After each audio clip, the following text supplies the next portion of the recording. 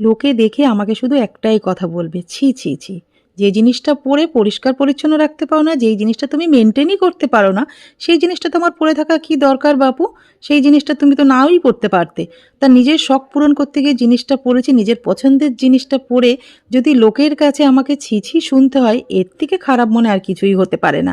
সেটা হচ্ছে আমার হাতের জোড়া শাঁখা। অনেক শখ করে, অনেক আশা করে আমি এই হাতের শাঁখাগুলো পরেছি। সেটা জানো তো, সংসারের কাজের চাপে নানা রকমের ব্যস্ততার মধ্যে শাঁখাগুলো একদমই আমার যত্ন করা হয় না। তার ফলে তোমরা দেখতে পাচ্ছ কতটা ময়লা পড়ে গেছে।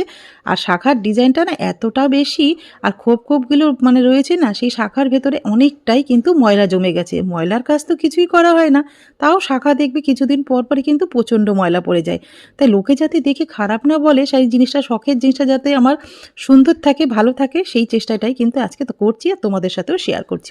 প্রথমেই দেখতে পেলে একটা কাচের বোল নিয়েছি, তার মধ্যে কিন্তু উষ্ণ গরম জল নিয়ে নিয়েছি। গরম জলটা কিন্তু অবশ্যই দিতে হবে। যে কোনো ময়লা পরিষ্কার করতে গেলে গরম জলটা দিলে না তাড়াতাড়ি ময়লাটা খুব সহজেই উঠে যাবে। তারপরে সেই জলের মধ্যে কিন্তু আমি হাফ পাতিলেবু আর দিয়ে দিলাম ডাভ শ্যাম্পু। তোমরা যে কোনো শ্যাম্পুই নিতে পারো। তারপরে একটা ব্রাশের মধ্যে কিছুটা আমি কলগেট নিলাম, বেশি পরিমাণেই নিতে হবে। দুটো শাখার মধ্যে কিন্তু কলগেট লাগিয়ে প্রায় 5-7 মিনিট মতো রেখে দিয়েছিলাম। তারপরে ব্রাশ দিয়ে ঘষে নিলেই কিন্তু এরকম ঝকঝকে শাখা জোড়া হয়ে যাবে।